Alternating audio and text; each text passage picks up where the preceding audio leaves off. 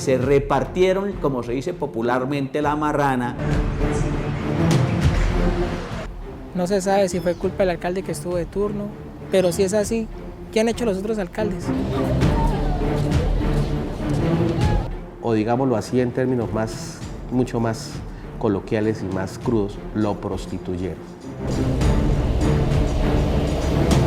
Entonces yo no sé qué es peor, la ineficiencia o el ladrón. Ambas son corrupción. Esa es la foto de todo el sistema.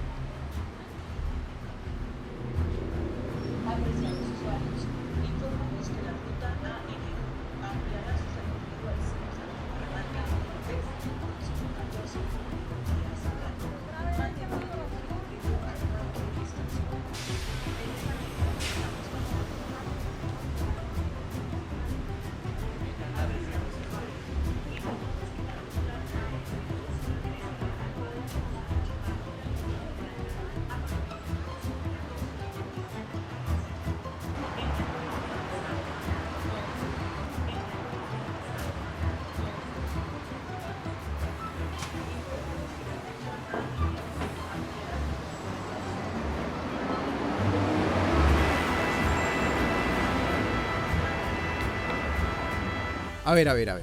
Empecemos desde el principio. A mediados del año 2005, el gobierno nacional inició la implementación de sistemas de transporte masivo, pues quería darle solución a esto. ¡Ah, bueno! ¡Qué dicha! Los sabios gobernantes de nuestra nación en toda su sabiduría querían para nuestras principales ciudades un sistema de transporte limpio, eficiente, ecológico. Una vaina bien bacana, mano. A lo gringo más o menos. Que el conductor de este bus no peleara por el pasajero. Es por eso que se creó el medio de pago por kilómetro, para que todo fuese una sola bolsa y no hubiese esa guerra del centavo que se presentaba en esos años anteriores o en ese tiempo anterior. Y la bandera de eso fue Bogotá. Muy originales ellos, ¿no? Y con toda la creatividad que los desborda, pues decidieron copiarse del sistema de buses de Transmilenio, que estaba ya funcionando en Bogotá desde el año 2000 y les estaba generando mucho rédito. Perdón, mucho éxito. Eso funciona perfecto si existe la demanda de usuarios con la que se preparó, o con la que se estudió, o con la que se estructuró y se cerró financieramente el proyecto. Bogotá fue la bandera más clara. Bogotá quería mover en Transmilenio su primera fase en el año 99-2000. 500.000 pasajeros, arrancó movilizando 700.000. ¡Buenísimo! Si esa vaina funcionó en Bogotá, pues acá también, ¿sí o no?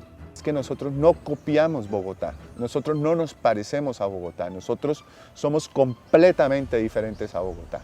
Bogotá cumple con unas características de un sistema real, BRT, Bus Rapid Transit, que tiene unas connotaciones especiales, específicas. Aquí no, aquí nosotros somos un híbrido entre lo que pudimos copiar de Bogotá mal copiado y el sistema colectivo que venía funcionando.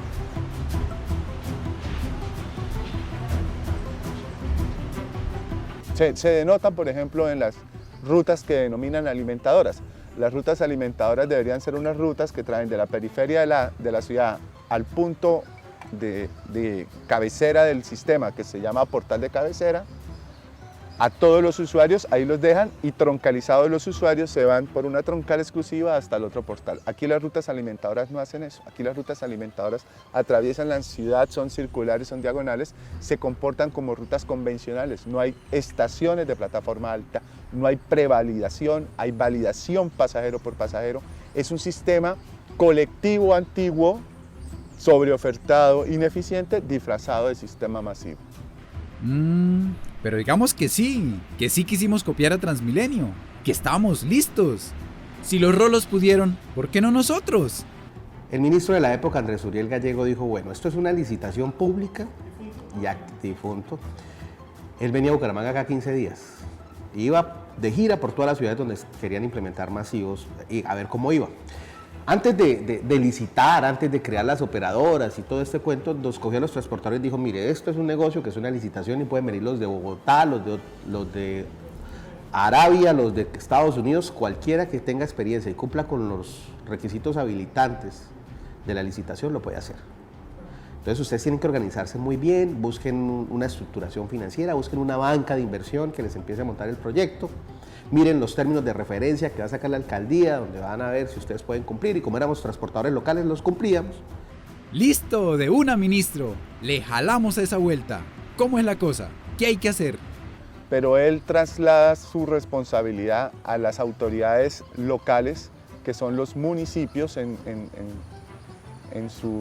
cabeza del alcalde o de su Secretaría de Movilidad, que fue el que hizo la convocatoria y el concurso de mérito y la licitación, que me imagino debió haber cumplido, y si no cumplió, las autoridades nunca lo diagnosticaron con los requisitos para la pluralidad y la capacidad técnica de estos oferentes.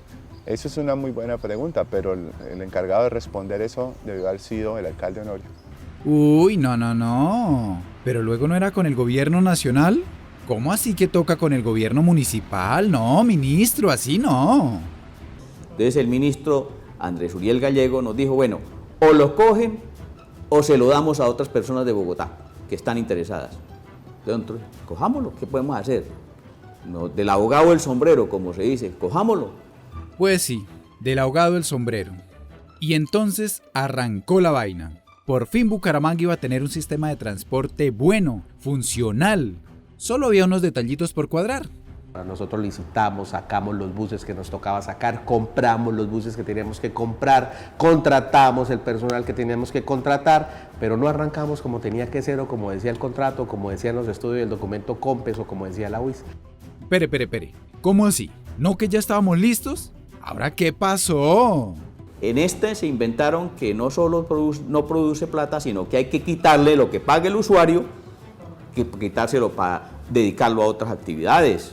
Ellos analizaron financieramente el proyecto y el pago por kilómetros, pero resulta que todo lo hicieron basados en una demanda de 384.000 pasajeros día.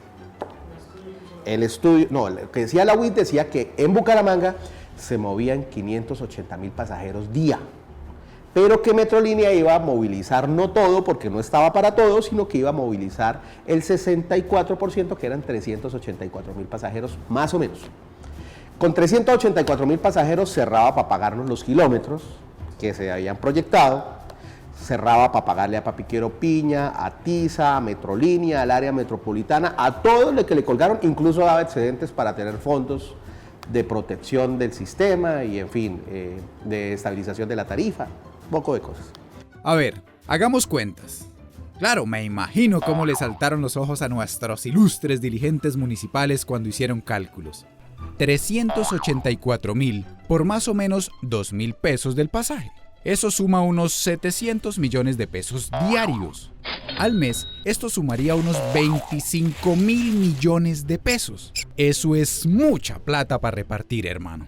Para montar una entidad burocratizada como es Metrolínea, un ente gestor que controla un contrato con el fin de hacer obras adicionales, con el fin de darle al área metropolitana, con el fin de pagar un recaudador de unas cifras astronómicas del 13.5% del ingreso. Pues sí, nuestro señor alcalde de turno, junto con los doctores de allá del Ministerio de Transporte, concesionaron el contrato para la operación del sistema de transporte masivo. Lo primero fue la creación de un ente gestor del contrato, algo así como una especie de mediador entre los usuarios y los operadores. Los mismos señores transportadores de buses convencionales, que ahora se unieron en dos empresas, una que se llama Movilizamos S.A.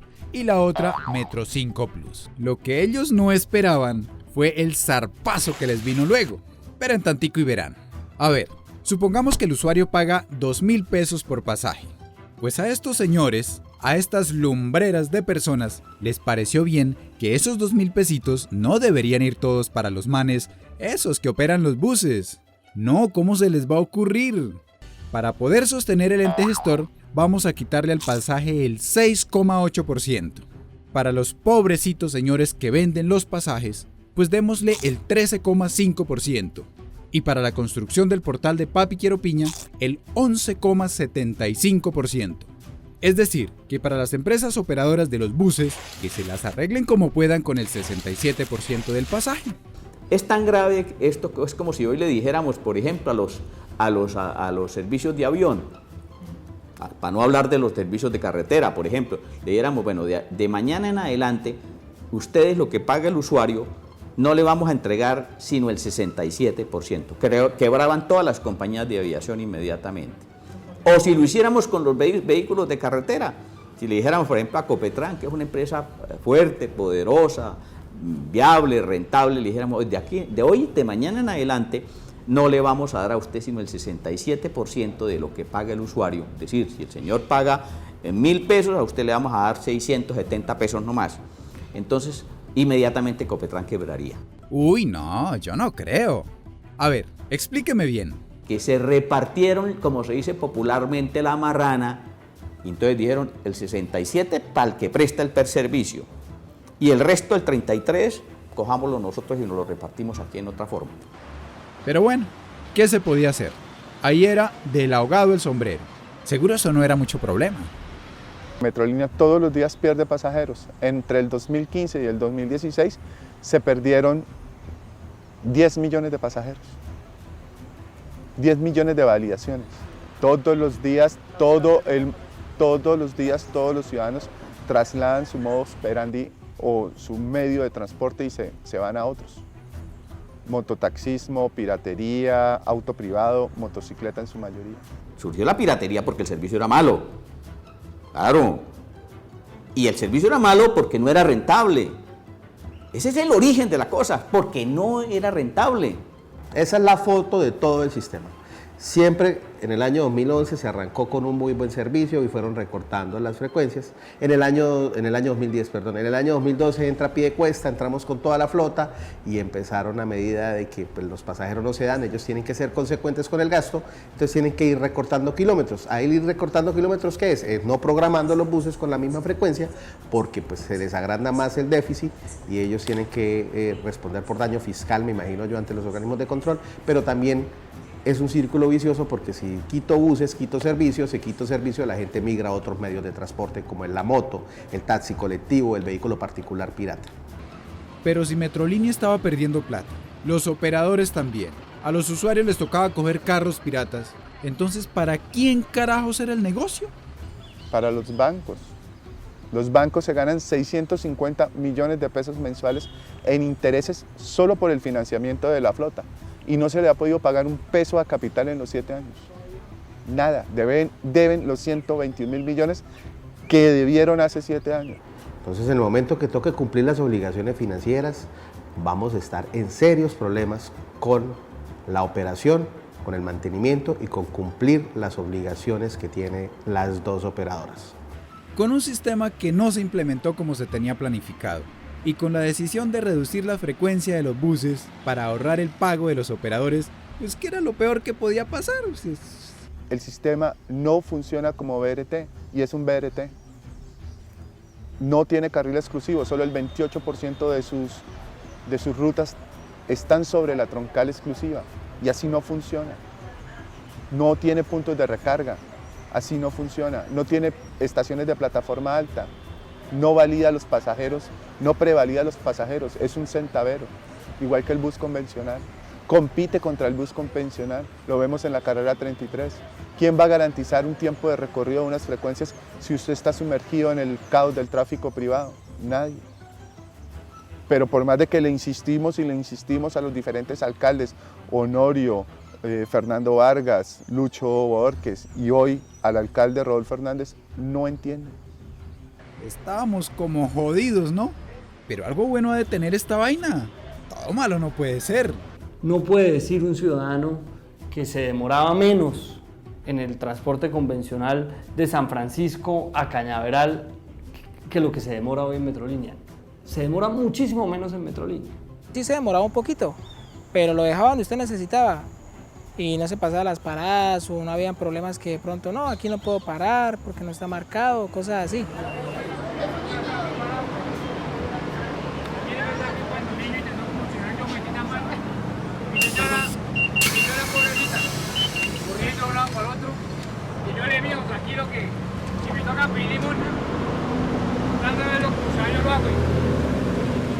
Me gustaba más porque usted tenía la plata en el bolsillo, usted pagaba. No tenía que engalletarse con que recargué la tarjeta, no recargué la tarjeta, que a veces lo bajan a uno porque uno no hay sitios donde recargar esa vaina, lo uno. Y usted va y, mire, marica, alguien que me venda un pasaje, es un problema para conseguir que le vendan un pasaje. Y las personas que los venden afuera o los revenden, que recargan las tarjetas, cobran hasta incluso 500 pesos más por el valor de un pasaje. Y no iba tan enlatado, uno le decía al bucetero que no subiera tanta gente en la subida, pero en el Metrolínea suben un montón de gente que eso parece una sardina enlatada, uno o peor.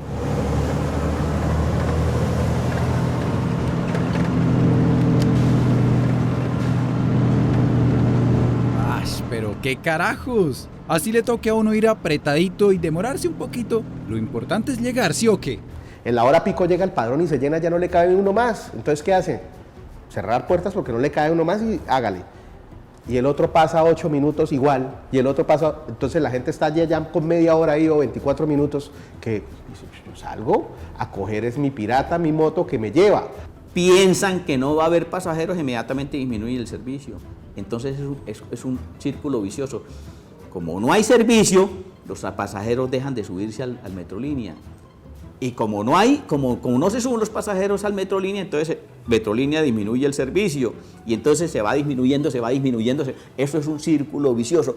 El Estado no puede trabajar así. Los servicios públicos no se pueden trabajar así.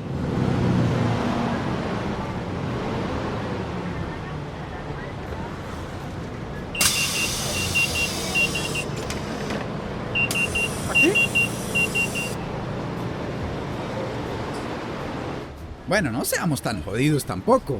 Era un sistema de transporte nuevo. Estábamos aprendiendo. Todos los días vamos a perder pasajeros, todos los días vamos a terminar con una crisis peor. La gente entonces dice, ¿para qué me monto ahí si es que me va a demorar más o el bus se demora en pasar o me dejan tirado en una estación? Hombre, si hubieran cuidado eso, hoy sería el resultado diferente.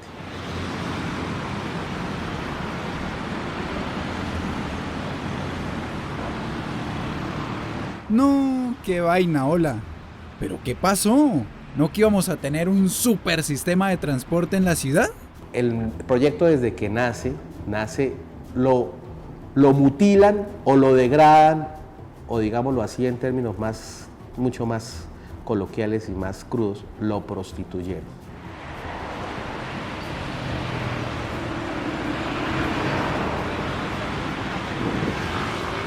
¿No estábamos como mejor antes? ¿Para qué llegaron a joder entonces con esas vainas?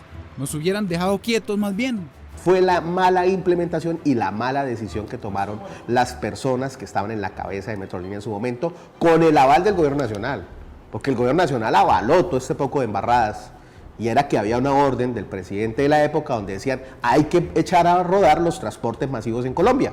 Sí era necesario mudarnos al sistema de transporte masivo, pero los encargados de diseñar este sistema de transporte, que fue el equipo técnico del profesor Hernán Porras, rector hoy de la UIS, que eran muy buenos ingenieros y siguen siendo muy buenos ingenieros, carecían de la experiencia técnica en la conceptualización de los sistemas de transporte masivo y en mi humilde opinión lo hicieron mal. No tuvieron en cuenta el 100% del cubrimiento de la ciudad, no tuvieron en cuenta las características de estos sistemas, que entre otras son el carril exclusivo, las estaciones de plataforma alta, los puntos de recaudo para la prevalización y el sistema de georreferenciación satelital para el control.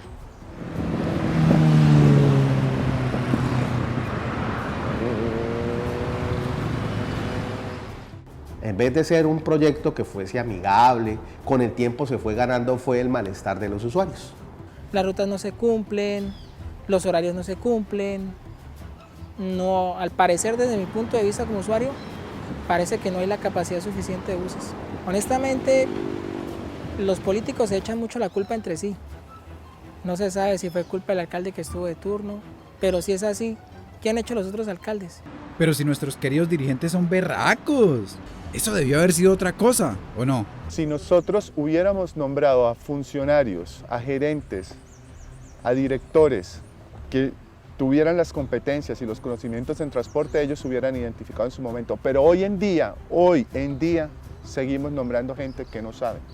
Juan Pablo Ruiz, el gerente encargado de Metrolínea hoy en día, es el ex coordinador de sistemas de la constructora HG durante los últimos 17 años. ¿Qué puede saber Juan Pablo Ruiz sobre sistemas de transporte masivo? Nada. La doctora Ángela Fara, que fue presentada como la superestrella de la administración del alcalde Rodolfo, era una persona que nunca en su vida había trabajado en transporte, había trabajado en tránsito, y tránsito y transporte son dos ramas diferentes. No había construido sistemas de transporte masivo, no conocía la ciudad, no conocía la idiosincrasia de los transportadores, ni las malas costumbres. Para atrás también, la doctora Laura era abogada, venía de la Secretaría de Educación. El doctor Jaime Rodríguez, un exalcalde. El doctor Héctor Cáceres, un director de tránsito. El doctor Pacho Rueda, un director del terminal de transporte. Ninguno había construido sistemas de transporte masivo. Bueno, pero tampoco les demos tan duro. ¿Será que eran un poquitín ineficientes? Entonces yo no sé qué es peor, la ineficiencia o el ladrón. Ambas son corrupción. Porque ninguna le sirve a la sociedad. Ni los ineptos ni los corruptos. Los ineptos porque no hacen un pepino. Y los corruptos porque hacen y lo que hacen se lo roban. Entonces, sí, los dos no joden, no sirven para mierda, no sirven para nada. No sirven para nada, seamos honestos, no sirven para nada. Oiga, Gobierno Nacional, no se haga loco y no vuelva esto un agroingreso seguro. Que reviente los transportadores tradicionales. Ya cuando todos estén reventados y toteados, entonces diga, ay sí, toca meterle un subsidio al transporte. Y ahí sí saquen plata para meterle el subsidio para beneficiar a los ricos.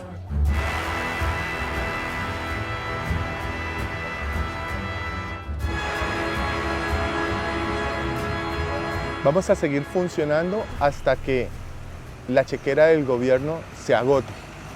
Que aunque es una chequera amplia, es una chequera con límite. Esto le van a seguir tirando y tirando dinero a una caneca sin fondo, y que fuera de que está sin fondo, al fondo tiene una especie de fuego que quema lo poco que llega. Eso va a seguir pasando hasta que llegue una persona con excesivo valor cívico y amor por el público y diga, esto no funciona. Tenga el valor y el cero compromiso político para tomar la decisión de liquidarlo y lo liquide. ¿Y qué tan culpables somos nosotros? Que solo hacemos fila todos los días para ir a trabajar y no paramos de quejarnos. Que hemos visto cómo una y otra vez acaban con nuestro patrimonio. Que venden nuestras empresas. Que nos suben los impuestos. Que el servicio de salud cada vez es peor y no hacemos nada. Ah, pero pensamos que con quejarnos estamos contribuyendo a un cambio. Nosotros, que solo tenemos afán de llegar a la casa, prender el televisor y escaparnos de la realidad con la última novela que nos contamina hasta el alma. Sí, nosotros que cuando tenemos a los corruptos de frente en época de elecciones, le agarramos la mano con una sonrisa y les decimos, ¡Hola, doctor!, a sabiendas que sus finas ropas fueron pagadas con el dinero de los más necesitados. ¿Qué tan culpables somos? Porque el problema de Metrolínea es solo un reflejo de lo que somos como sociedad. ¿Será que algún día esto tendrá solución? Todo en la vida tiene solución, todo en la vida tiene solución, por lo menos esos principios con los que me formaron a mí, como los que me crearon a mí, todo tiene una solución. Pero fundamentalmente para que haya una solución tiene que haber voluntad. Y fundamentalmente, para que haya voluntad, tiene que razonar, ponerle inteligencia, quien cometió el error.